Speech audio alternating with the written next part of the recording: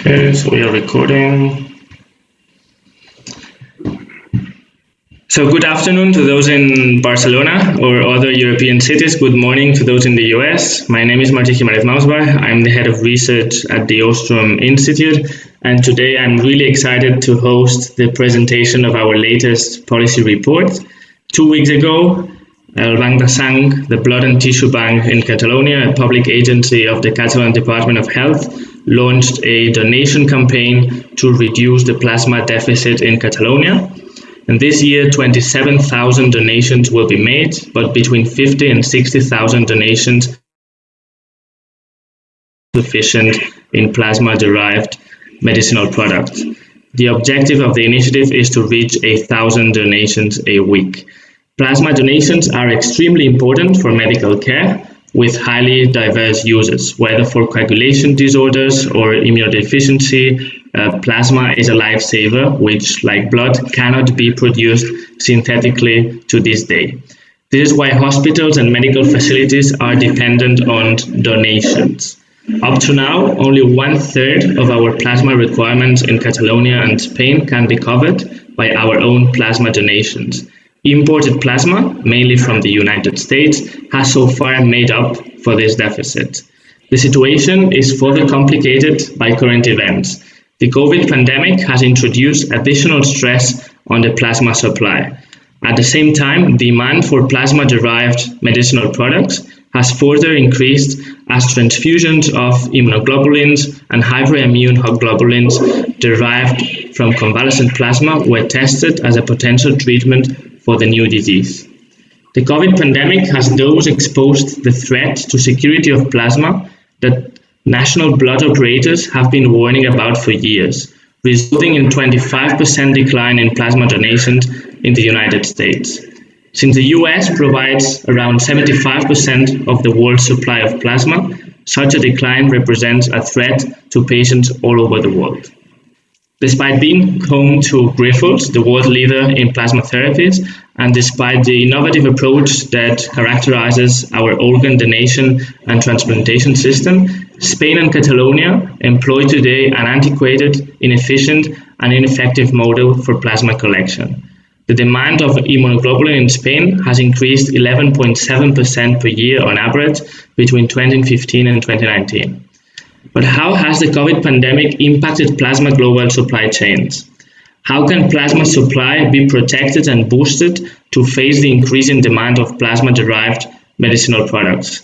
How can we ensure we contribute to R&D on new plasma-derived therapies in areas such as Alzheimer's disease or neuromuscular indications? Why are Catalonia and Spain relying on US imports of plasma? And what can Spain learn from the experience of countries like the Czech Republic, Austria, or Germany?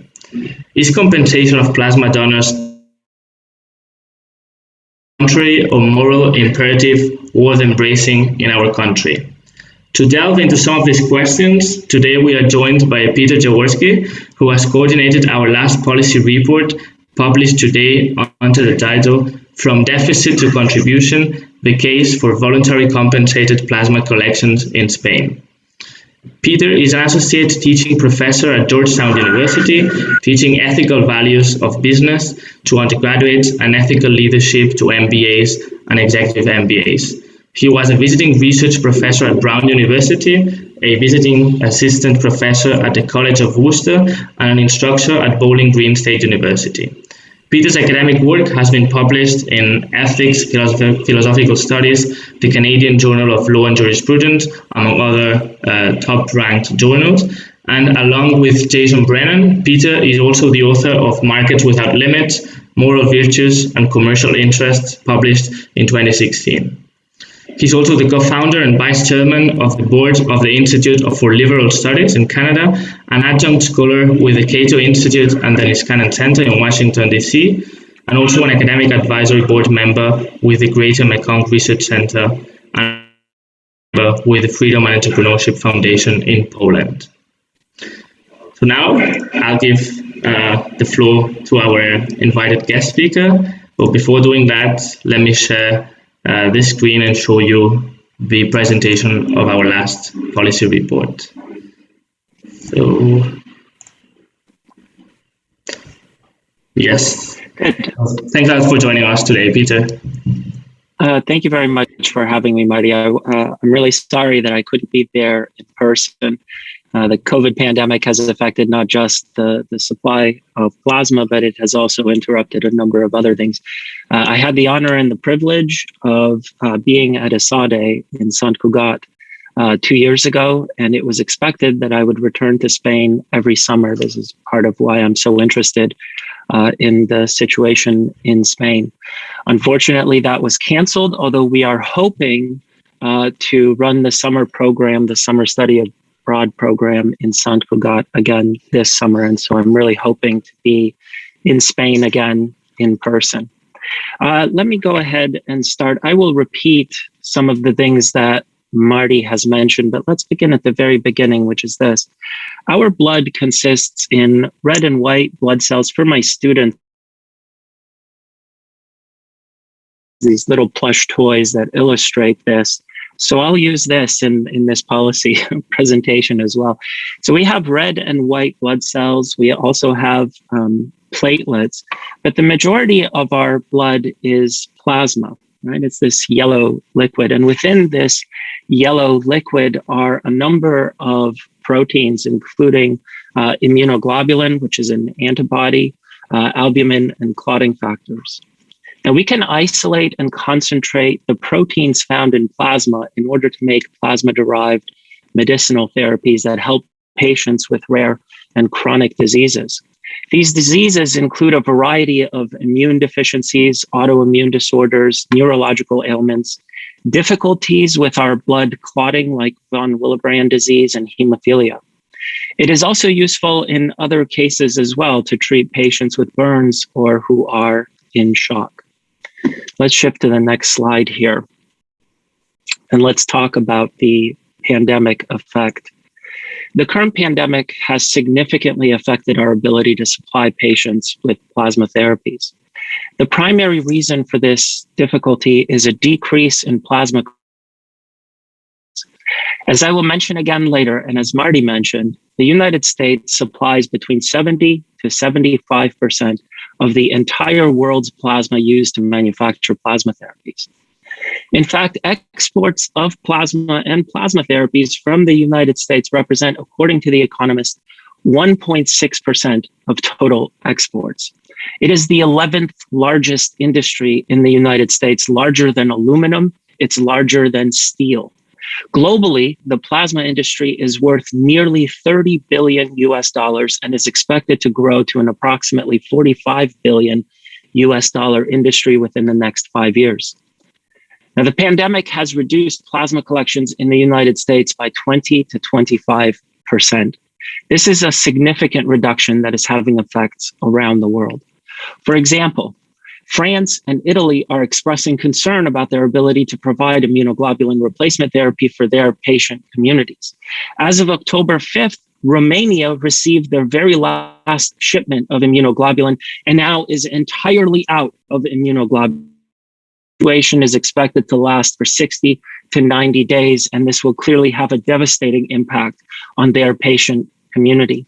England is also reporting a critical situation in their country, with efforts now underway to limit the use of immunoglobulin.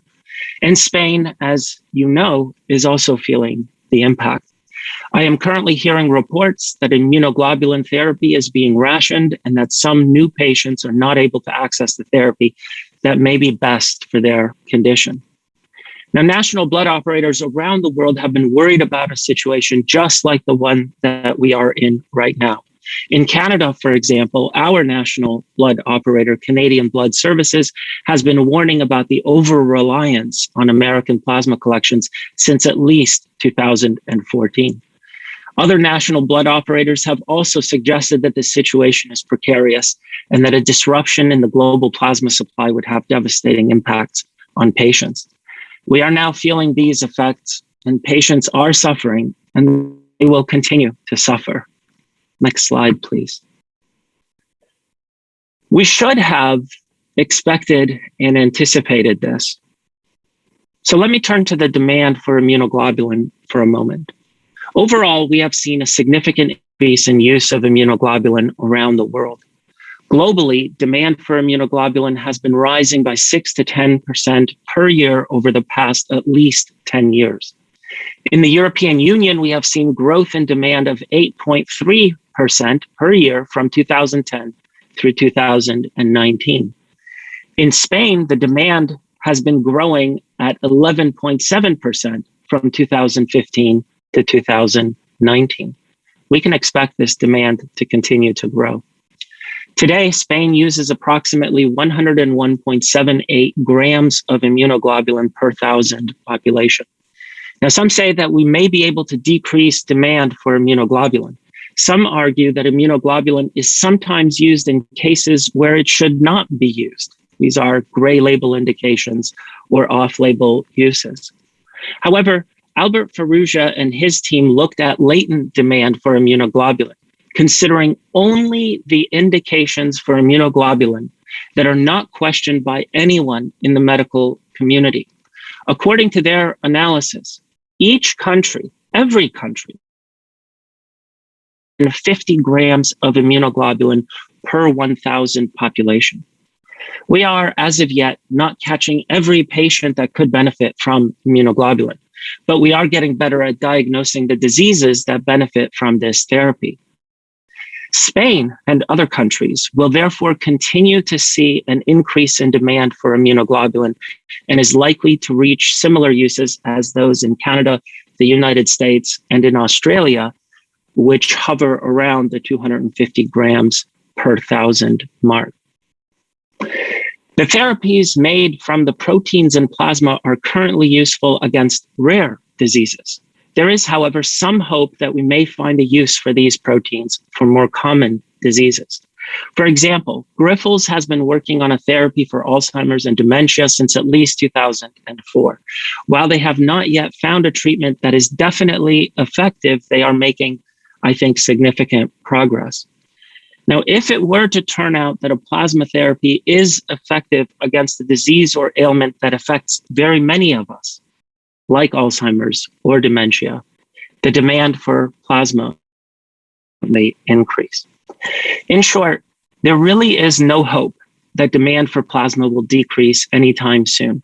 We should expect a continued annual increase in demand of 6 to 10% for at least the next 10 years and possibly for the next 20. Next slide, please. Let's take a look at Spain's history with relying on American blood plasma and imports of therapies like immunoglobulin more generally. As you can see from the chart, Spain has seen both a significant increase in demand for immunoglobulin, as well as a significant increase in reliance on imports, mostly from the United States. Back in 2015, most of the immunoglobulin used by Spanish patients was made from the plasma of domestic plasma donors. More than half, 54%, came from Spanish veins. Over time, however, the proportion of immunoglobulin made from foreign compensated donors has grown dramatically. Today, more than 66% of the immunoglobulin Spanish patients rely upon is imported. The overwhelming majority of these therapies are made with American plasma. You will also notice that domestic increased significantly. Instead, we are seeing ever-growing dependence on plasma from outside of the European Union. And Spain's experience is not different from other countries. So my home country of Canada, for example, was dependent on American plasma for 79% of our patient community's needs back in 2015. Today, fully 86.5% of our plasma therapies are made with mostly American plasma. Australia is also like this. In 2015, and it's much more similar to the case of Spain, in 2015, Australia was only 40% dependent on imports, again, mostly from the United States. But in 2019, that proportion has increased to more than half, to 51.6%. This increasing dependence on especially the United States is likely to continue unless we change our policies and become more serious about collecting enough plasma for our patients. Let's turn to the next slide. So what can be done about this situation? How can we ensure that patients have security of supply for their life-saving therapies? So far, our experience is clear, and I think it is unequivocal. And is the only thing that has worked over the last at least 10 years. Let me begin by telling you an impressive fact. There is no country in the world, none, that manages to collect enough plasma to meet the needs of their patient community unless it compensates donors. Not one. They all operate with a plasma collection deficit. New Zealand was the last country in the world to be fully self-sufficient in therapies without compensating plasma donors, but that was back in 2014. Since then, New Zealand has had to import some therapies to meet the needs of their patients. Today, New Zealand has a deficit and imports 12.5% of the therapies it needs. Meanwhile, every country that has adopted a model of allowing commercial companies to collect plasma side by side with the public or nonprofit sector using a compensatory model of plasma collection has managed to be self-sufficient. As you know, the United States has such a model and supplies more than 70% of the entire world's plasma. But in Europe, the 4 countries that use a commercial plasma collection model with compensation for plasma donors also have surplus collections. Germany has a surplus of nearly 1 million liters. Hungary has a surplus of over 337,000 liters. Austria collects 362,000 more liters than it needs. And the Czech Republic, a country that we will talk a lot more about in just a moment, has a surplus of nearly 500,000 liters. Together, these 4 countries, Germany, Austria, Hungary, and the Czech Republic, make up more than 50%, more than half of the total plasma collections in the European Union. The United States supplies an additional 30%. The other countries in the European Union, all of them put together, including Spain, Italy, France, Belgium, Poland, Greece, the Netherlands, and so on, together contribute less than a third of the total plasma collections in Europe. Italy has a deficit of 400,000 liters of plasma. France has a nearly, and Spain needs to find an additional 600,000 liters of plasma from other countries to make up for Spain's deficit. Let's turn to the Czech Republic for a moment. Next slide, please. So let me take a moment now to focus on what I think is the most remarkable success story when it comes to plasma collection in Europe in recent history, the case of the Czech Republic. As you can see from the chart, at the end of 2006, the Czech Republic saw the entrance of a few commercial plasma collectors using a compensatory model. They saw a significant increase in these commercial collectors over the next several years, and the results have been remarkable. As you can see from the chart, plasma collections increased from 2006 to 2010 by more than 400%. The Czech Republic went from having a plasma deficit to a plasma surplus. The Czech Republic now collects more plasma than is needed by their own patient community, and the Czech Republic now contributes to the European Union's need for plasma. Today, the Czech Republic has secured. They are, as of yet, not affected by the global decrease in plasma collections, and their patients have much more security when it comes to supply compared with Spain and the other countries that I mentioned, but also in comparison with countries like Australia and Canada as well. Meanwhile, the significant increase in plasma collections has had no impact on non-compensated blood and plasma collections, as you can see from the chart. In fact, both non-compensated blood and plasma donations increased from 2006 to 2010. And the Czech government responded by reducing blood collections. As you know, as I hope you know, the demand for blood has been decreasing overall. And so we need fewer blood donations today than we did 10 years ago. Let me turn to the next slide. Let me emphasize the outsized role that the United States has in supplying Europe with plasma therapies by quoting the eminent bioethicist Victoria Camps. She says neither Catalonia nor Spain nor Europe are self-sufficient in plasma. If the pharmaceutical industry is able to attend current demand for plasma products, it is thanks to the plasma collected in the United States, where donation is remunerated, right? So that's Victoria Camps. Let's turn to the next slide. If I may, I'd like to close the presentation by focusing on some of the common objections to the use of the commercial model of plasma collection that compensates donors. I'm an ethicist by training, and so this is what I spend most of my time thinking about. As you know, there have been a number of objections to the commercial model that uses compensated plasma donations, but I don't think any of these objections withstand scrutiny. First, let's deal with safety.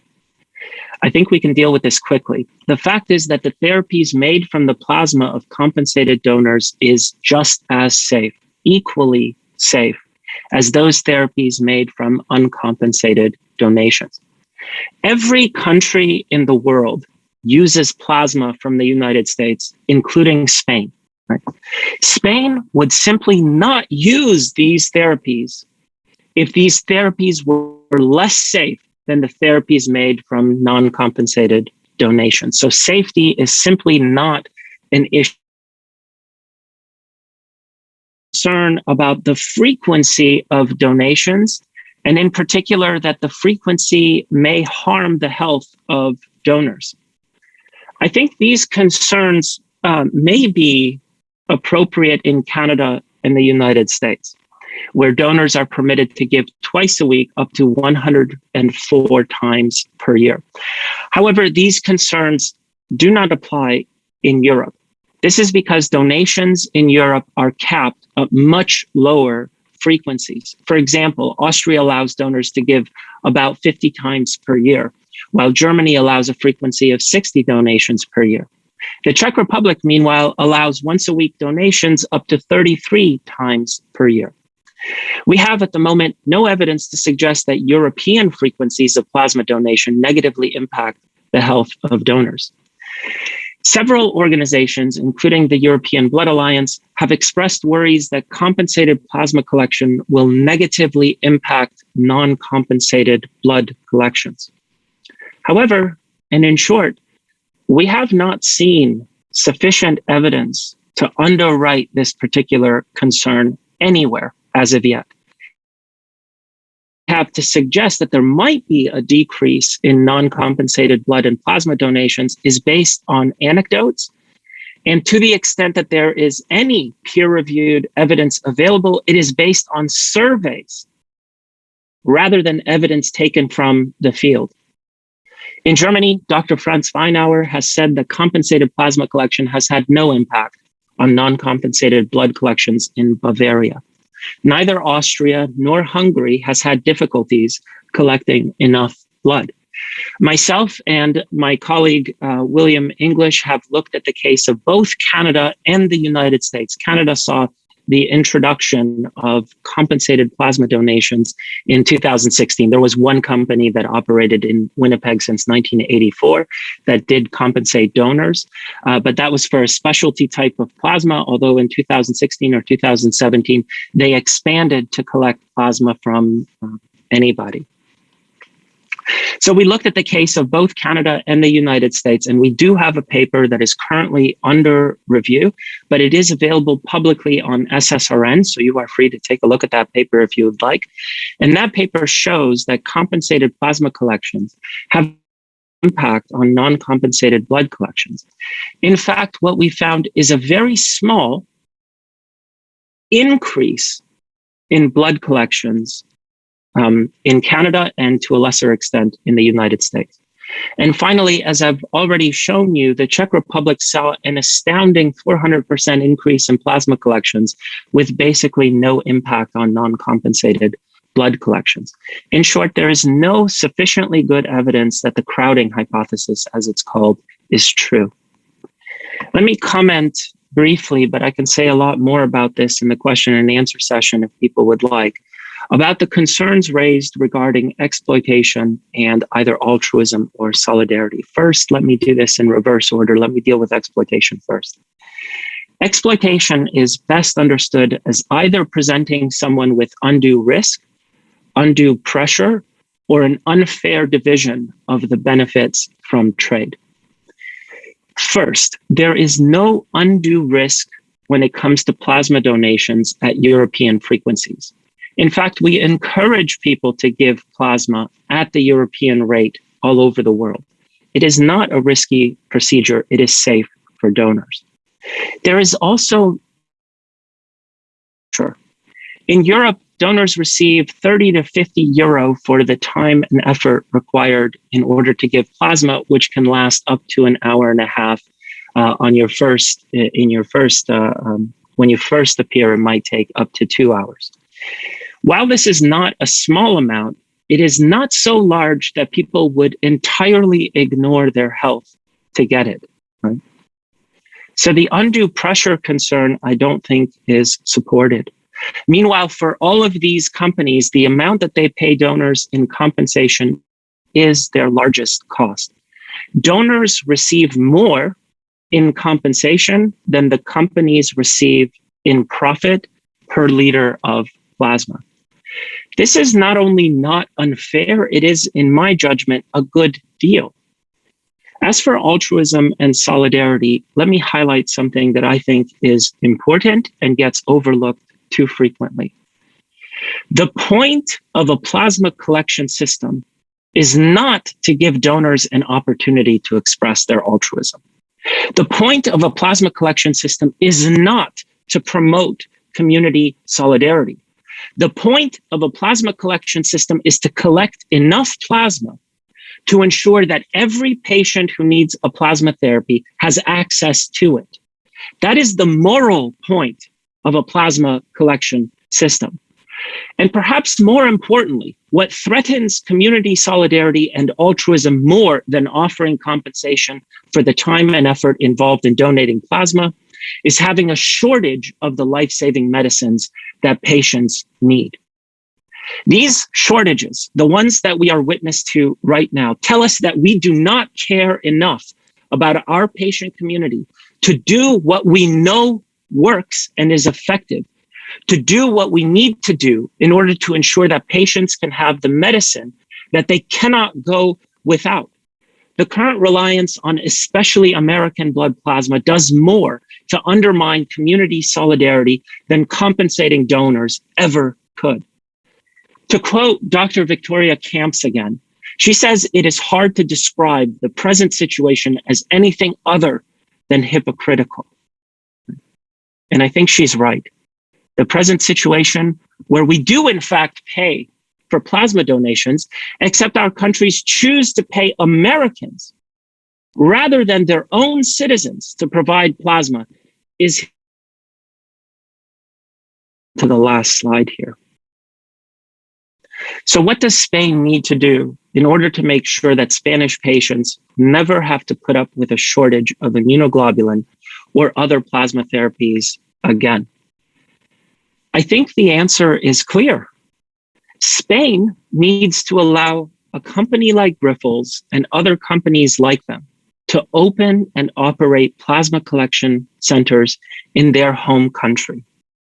They need to permit compensation, not just for direct travel costs, as is permitted under Spanish law, but also compensation for the time involved in donating plasma.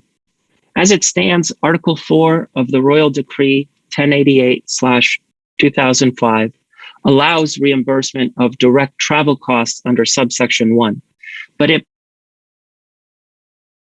reimbursement for the time necessary for plasma donations.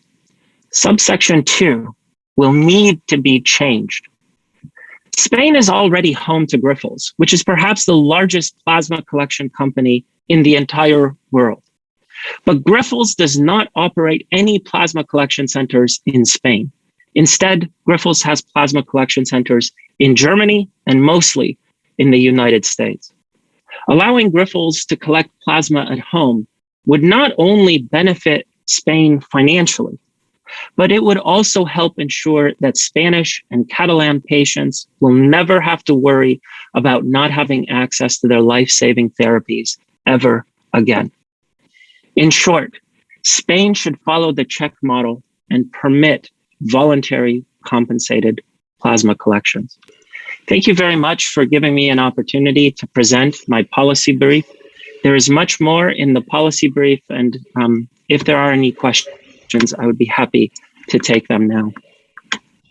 Thank you so much, Peter. I think it was a super good summary of the policy report.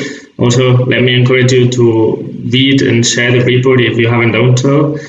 And yeah, there's a few questions coming up in the chat, so I will go through those. Okay. First question: Spain is known as the global leading country in organ donation and now accounts for 20% of EU donors and 6% worldwide. Organ transplant activity worldwide increased by 6% last year to over 147,000. Kidney and lung transplants have increased the most when compared with the previous year. This system is based on altruist donations. Why is plasma different? And why can't we follow the same model with plasma donor collections? Good question. I think that's a really important both point and question. First, to the point, the Spanish model with respect to organs is a global leader. Spain is innovative when it comes to organ transplantation. Despite their innovation in that space, it is worth highlighting that we still have an insufficient number of organ donors to meet all of the need in Spain. Now, Spain is the best in the world, but we have that problem all over the world. Nevertheless, when it comes to organs, Spain does better than anyone else. Why are organs different from plasma? There are a number of very important differences. The most important from a moral perspective is that plasma rejuvenates, right? Like plasma, unlike your kidney, you only have two. And if you donate one kidney, you are left with one. With plasma, when you donate plasma, the plasma regenerates in your body within 24 to 48 hours. So you don't leave something permanently and forever. Second, there is also a significant difference in the processes associated with donating organs like kidneys or a slice of your liver and plasma. Plasma donation is much less invasive, and it is a much, much less significant medical procedure. Those are important differences for when we consider something like using a financial model to promote kidney or liver donation as compared with plasma, right? Now, why can't a model like Spain's model? First of all, we need a lot of plasma, millions and millions and millions of liters. We need people to give plasma on a regular and frequent basis. We are asking a lot of people for them to do something like that.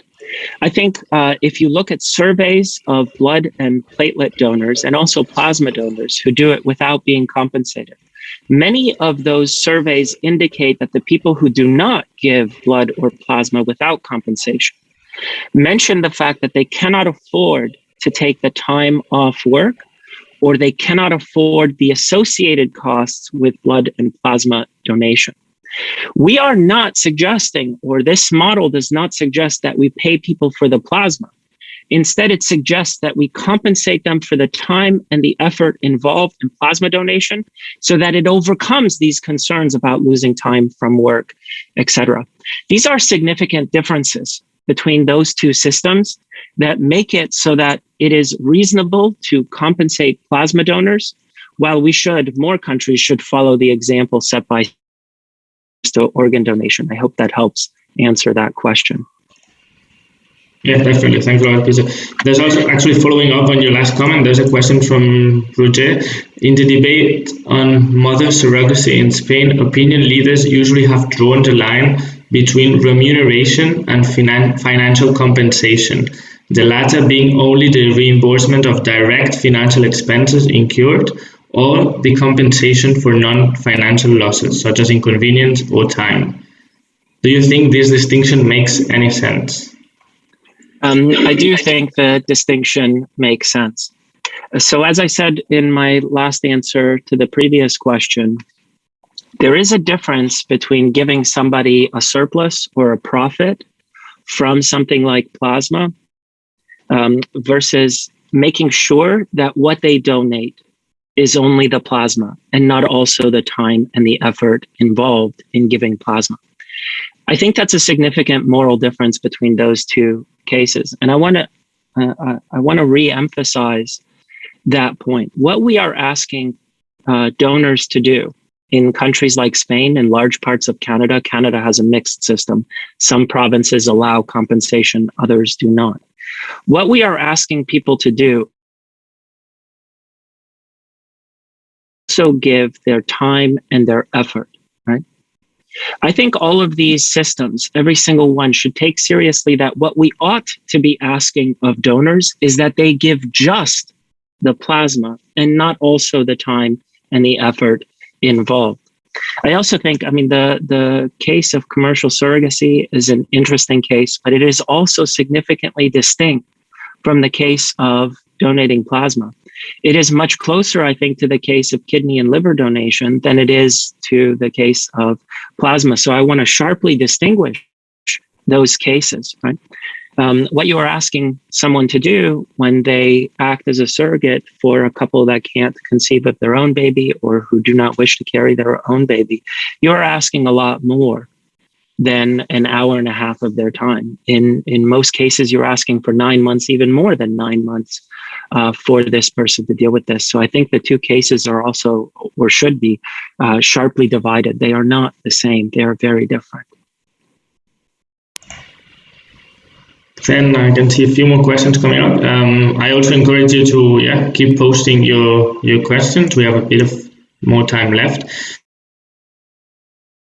This European level data shows that Spain performs more than half of treatments for oocyte reception cycles in the continent, and this could possibly be due to the fact that Spain actually allows compensation of oocyte donors. What's your take on that? What works with oocytes could work with plasma as well. I think that compensation clearly works. I think that compensation is an effective way of ensuring that patients or other people have access to the therapies in the case of plasma or the oocytes in other cases as well. I think this is just another illustration of the general point that compensation is an effective tool that we should not rule out. Spain has ruled out compensation for plasma donation. And by the way, and I think this is important to point out as well, blood donation for purposes of transfusion is very different from plasma donation for purposes of manufacturing plasma-derived medicinal therapies. Demand for blood continues to decrease. Like, we have seen improvements in patient blood management, and hospitals are using less and less blood, right? Because of those improvements and because of how much we need when it comes to blood, there is no reason to shift to a compensatory model for blood donation. On the other side, when it comes to plasma, I have behind me, like, this is a plasma collection bottle that I have from a Grifols Plasma Collection Center in Frederick, Maryland, in the United States, right? This is the volume of plasma that you can give per donation. It's about 800 milliliters of plasma. In order to make a patient who relies on immunoglobulin, for example, in order to make enough of the therapy for 1 year's worth of immunoglobulin, we will need approximately 120 to 140 donations of plasma. That's a lot. For some patients, those who have hemophilia, for example, the number of donations that we require is over 1,000. Over 1,000 donations, 1,200 donations, just to meet the needs of one patient for 1 year when it comes to hemophilia. Those volumes are for immunoglobulin continues to rise at 6 to 10% per year. We need millions and millions of liters of plasma, whereas we don't need millions and millions of liters of blood donations, right? That's such a significant difference. The other difference is that when it comes to blood and plasma used for transfusion, we collect the blood or the plasma and we directly transfuse it into a patient. The plasma therapies go through a process of refining and a number of safety steps that turn the original plasma with all of its proteins into its component protein parts, and it is turned into a therapy that is then infused by patients in the case of immunoglobulin replacement therapy, for example. These are significant differences. And I think those significant differences mean that we should be treating plasma for purposes of plasma-derived medicinal therapies as fundamentally different from blood and plasma collections for purposes of direct transfusion into patients. We should compensate people for the time and the effort involved in giving plasma on a regular, frequent basis so that we can collect the million that we need. But there's no particular reason to compensate people for blood and plasma donations for purposes of transfusion. We just don't need it as much, not yet anyways. There's another, I would say, more of a philosophical question. Most of the argument opposing compensation of voluntary plasma collections in continental Europe are based on the motivations of the donor and if they are altruistic or not. As an ethicist, do you believe this is due to the preeminence of Kantian ethics versus Anglo-Saxon utilitarianism? If so, how come has Germany allowed compensation of plasma donors? What made this transition possible? Very interesting. So I love this question. Thank you for this question. I think the answer is no. I don't think it's a Kantian influence. Instead, I think it's an influence from virtue ethics, maybe somebody like Aristotle. I do want to pause for a second and talk a little bit more about altruism. I didn't mention this in my presentation, but it is worth pointing out the following. We pay nurses. We pay doctors. I'm a professor. I teach here at Georgetown University. I teach ethics, and I am paid to be a professor. We have many professions where people are paid to do what they do. However, when it comes to these professions, we do not think that it is incompatible with altruistic or pro-social motivations, right? Nurses are typically thought of as pro-social and altruistic, and they are paid. Professors like myself are paid for what they do, but we tend to agree that at least the better professors are motivated not by the thickness of their wallet, but rather by the effect that they have on their students and what they teach. We think that altruistic motives are not incompatible with payment when it comes to the things that I mentioned. And it's true for a wide range of things. I don't understand why we think that altruism is incompatible with compensation. Altruism, in my mind, is perfectly compatible with altruistic motives. In fact, and this is an unpublished survey, again, myself and my colleague, William English, we surveyed over 75,000 American behavior. Over 90%, something like 94% of those who gave blood or plasma altruistically without financial compensation, they indicated that helping others or similar pro-social or altruistic motives were their most significant or their number one motivation.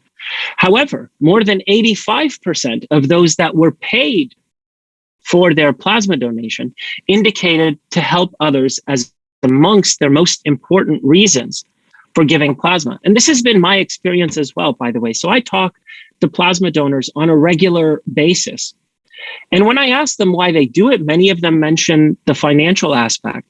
But once they are in the door, and perhaps the money is the reason why they first go through the door, they can't help but find out, because there are posters and other things on the wall, about the patients that depend on their plasma therapies.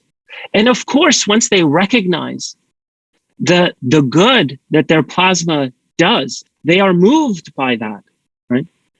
I will say that, like, if this is an important argument, and many people, the European Blood Alliance, national blood operators, etc., have important argument that, like, altruism matters so much, why are we not surveying compensated plasma donors in Germany, Austria, Hungary, the Czech Republic, in the United States, and in those parts of Canada that allow it? Why are we not trying to discover whether or not their motives are at least partially about altruism? Footnote, separate point. It is not obvious to me that every blood donor who does it without compensation is motivated by altruism. I think that seems obvious to a lot of people, but if you look at the United States, the distribution of blood donors is bimodal, meaning that, like, very young people give blood and then older people give blood, and it decreases in the middle. We can explain the, like, 16-year-olds that donate blood because they get a day off school, right? We can also explain a lot of blood donation behavior, and there is peer-reviewed evidence to support this, that people are sometimes motivated by wanting to appear altruistic, right? And please notice that the desire to appear to be altruistic to others is not an altruistic motive, right? Let me say one final thing. I hope you understand this is an argument that bothers me the most. And let me put this as strongly, I guess, as I can. Who cares? Honestly, who cares if the donors are altruistic or not? I want to put this, like, as fiercely as possible. Look, the point is patience. Our health system is supposed to treat health and ensure that patients have the medical therapies that they need in order to live and in order to have a high quality of life. Medical doctors are sometimes paid a lot of money for what they do. And you know what we should care about? Whether or not they're good at being doctors, not whether or not they're motivated by the prestige of being a medical doctor, which sometimes comes with a lot of prestige, or the amount of money that we pay a neurosurgeon or other medical doctor. What matters are patients. These other concerns, the donors, are they altruistic? That matters so much less than making sure that no patient goes without a therapy. That I can't even understand why people lose sight of this. This is a moral issue. The failure of our countries to supply a sufficient amount of plasma therapy is a moral failure. It's a moral failing, right? Because we know what works. It is not even controversial. Everybody in this debate agrees that compensation for time and effort for plasma donation, allowing commercial industry to enter and collect plasma, we already know that that's going to lead to a sufficient amount of plasma for the plasma therapies that patients need. We already know this. This is completely uncontroversial. Oh, but the donors won't be altruistic. Come on. Patients have to suffer so that donors can express their altruism. This is a mixed up moral view. Okay, right. And by the way, if I might, I should say this too. I think there's a danger in focusing on altruism because we are using, in a way, donors as a means in this case, right? We are treating donors as a means towards, for example, community solidarity. I think there is a Kantian argument for compensating plasma donors that runs through, like, we should not be using donors to try to underwrite community solidarity. One last point that I will make, and it's this. Look, we are not at a loss for altruism. If we suppose that compensating plasma donors results in people not being able to express their altruism through plasma donation, that's okay. We can, when it's safe to do so, hug each other a lot more. We can give of our time and effort in other circumstances. We are not at a loss for opportunities to express our altruism. Make somebody a cake, right? Bake a cake. Make a sandwich for somebody and give them a sandwich. There are so many opportunities for altruism, right? There are so many opportunities to express altruism and to help with community solidarity.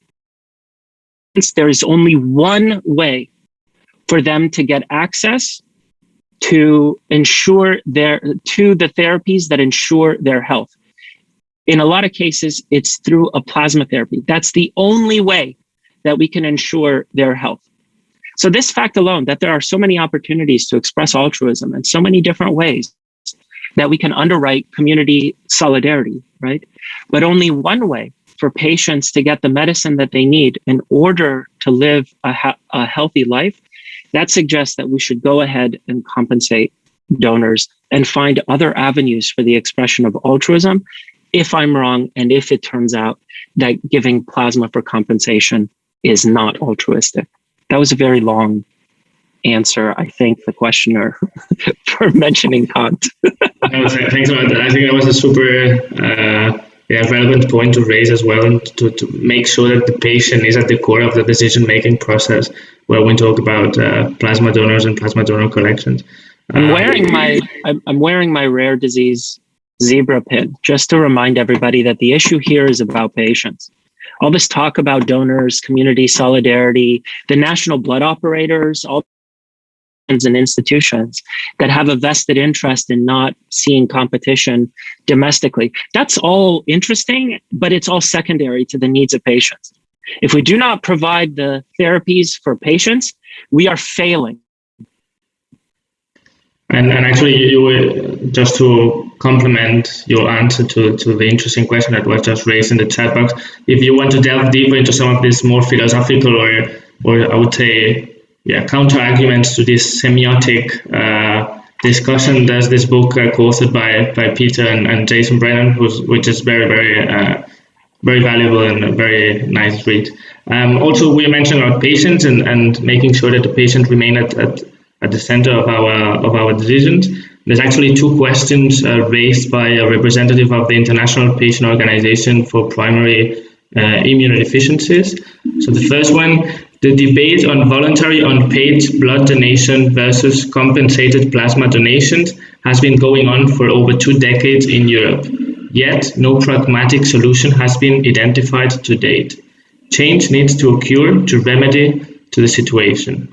Has the time not come to focus ethical discussions around the need of patients and ensure the revised blood supports the coexistence of both public and private collection systems, to give member states the flexibility to optimize their plasma collection systems?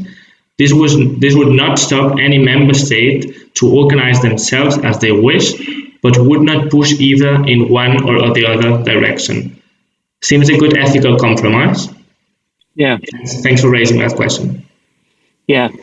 Thank you very much for that question. Let me make a few comments. In my last answer to the question about Immanuel Kant, I mentioned the importance of focusing on patients. And I want to, at this point, in response to this question, raise a frustration of mine in the debate as it happens in Canada. And it's possible that the debate is similar in Spain. The frustration is that patients are not given enough of a voice in the debate in Canada. It's remarkable.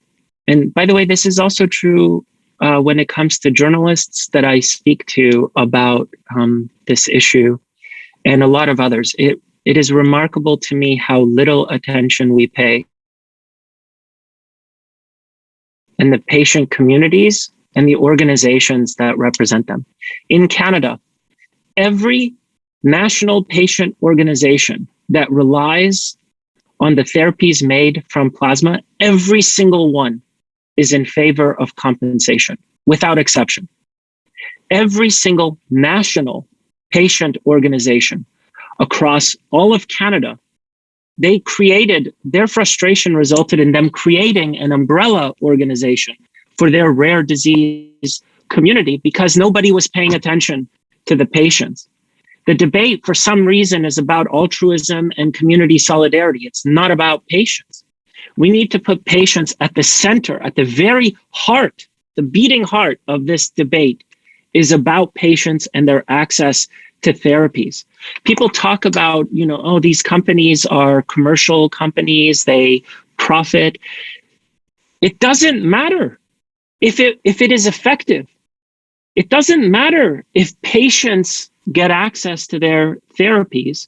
Then it doesn't matter if there are companies making a profit, if there are donors who are or are not altruistic, if community solidarity is or is not underwritten in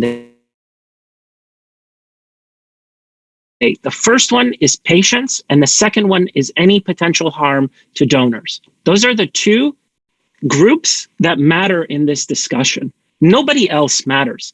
None of the national blood operators matter. None of the commercial industries matter. Grifols, Takeda, Octapharma, et cetera, they don't matter. Shareholders do not matter. All that matters is patients and donors. And we need to ensure that patients receive the therapies that they need, and we need to ensure that we do it in a way where we do not harm any donors. Everything else is a distraction, is not relevant to this debate, I think. So I agree with the comment and the question that we do need to put patients right at the center of this discussion. Then there's the last question related to COVID. During the COVID pandemic, much emphasis was put on the potential therapeutic role of hyperimmune and convalescent plasma in treating patients with COVID. Yet, little attention was given during such discussions as to whether the plasma came from compensated plasma donors or voluntary blood donors. If we can put patients' needs above everything else when it comes to the general population, wouldn't it be ethical to have the same patient-centered approach for rare disease patients who have been asking just that for decades? Yes, I completely agree. And it is an interesting point, and it's worth highlighting. When we thought that convalescent plasma, this is transfusion, so you can collect convalescent plasma. So people who have had COVID-19, they usually mount an antibody response, and we typically collect their plasma, and then sometimes we would directly transfuse that plasma into somebody who is suffering from COVID-19 at the moment. The hope was that the antibodies within the convalescent plasma would attack the antigens in patients who are suffering from COVID-19. Now, it looks like the hope for the effectiveness of convalescent plasma, it has diminished. Part of the reason for that is that different people have different, like the number of antibodies that they produce differs. And sometimes you might need a lot of antibodies in order to attack COVID. However, a separate process, which is different, is taking convalescent plasma and then isolating the specific antibodies against COVID-19 in the form of a hyperimmune globulin, as the commenter suggested. We still, I know Poland, I'm Polish by birth, Canadian by citizenship, and I work in the United States, but Poland was one of the first countries to produce a hyperimmune globulin, so we will see whether or not it's effective, and I hope that it is.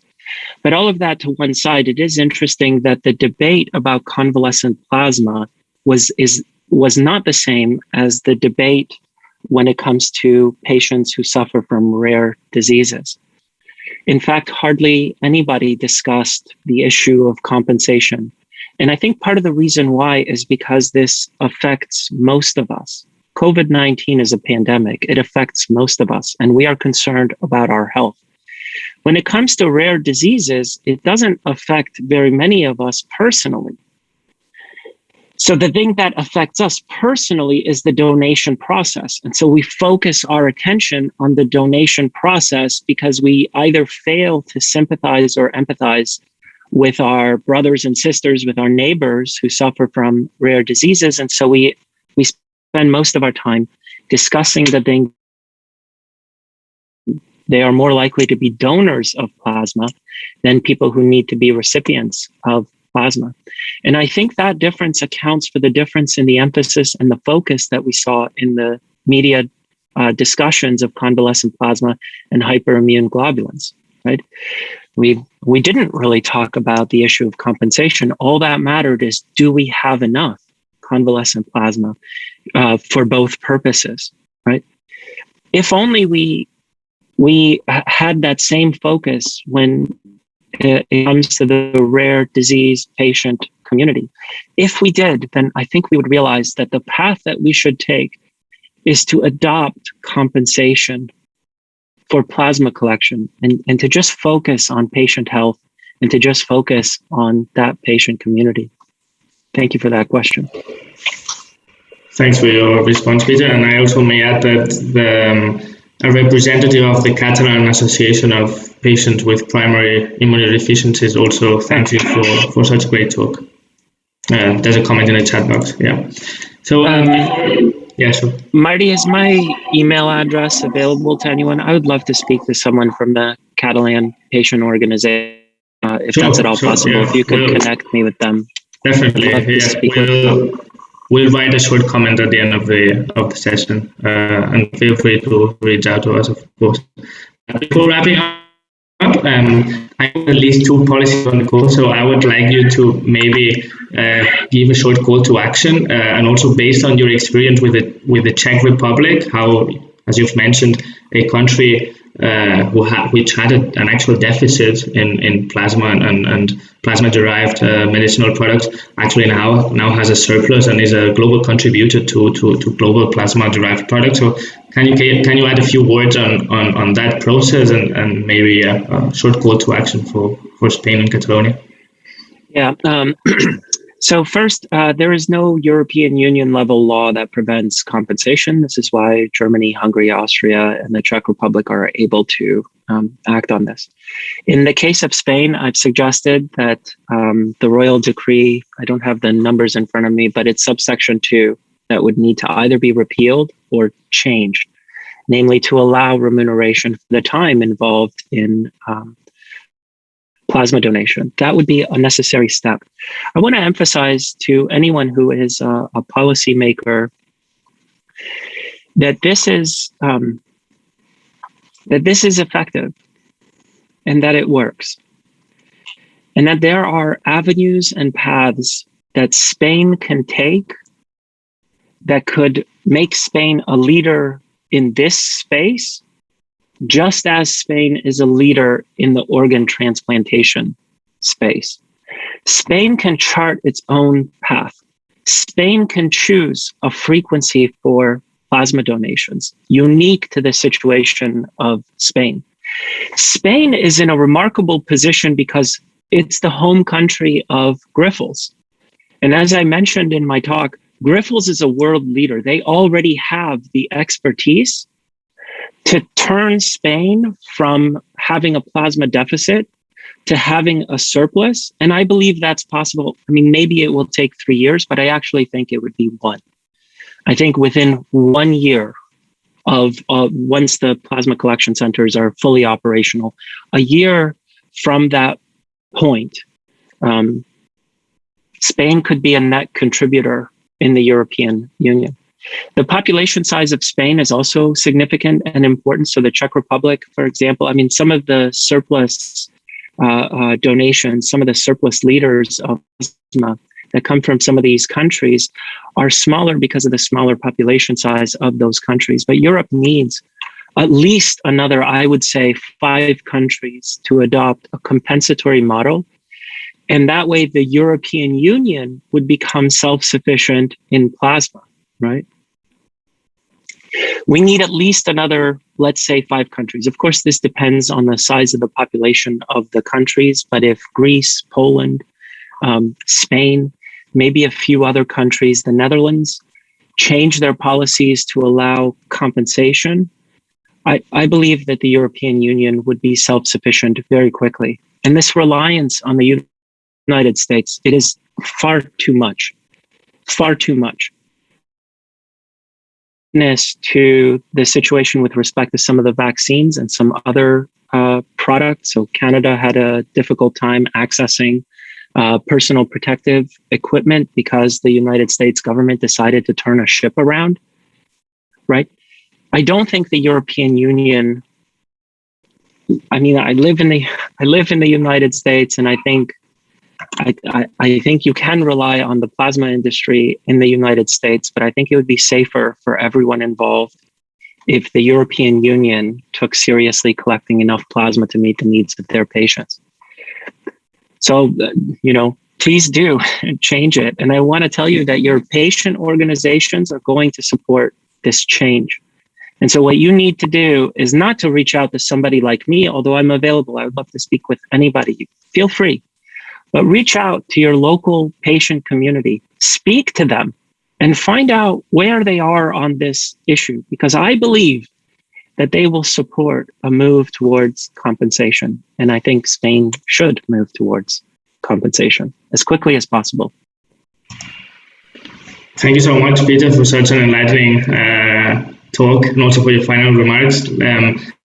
Share with all of you that, of course, at the Ostrom Institute, we're very happy also to work together with all stakeholders involved, also, of course, patient associations, but also policymakers at the regional and state level, to move this reform forward and make sure that Spain becomes an actual contributor to the global supply of plasma-derived medicinal products.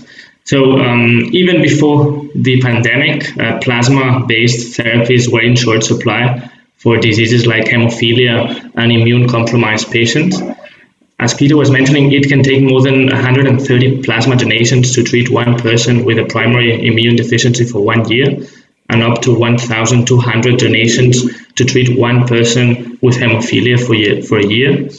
Hundreds of thousands of newborns with hemolytic disease of the newborn die or have brain damage each year because anti-D hyperimmunoglobulin is unavailable. So in our policy report published today, available in English, Spanish and Catalan on our website, we actually show how relying entirely on non-compensated donors will lead to shortages and can actually negatively impact R&D on new plasma-derived therapies in areas such as evidence on why Spain and Catalonia should allow the voluntary compensation of plasma donors, and we propose a series of specific policy reforms.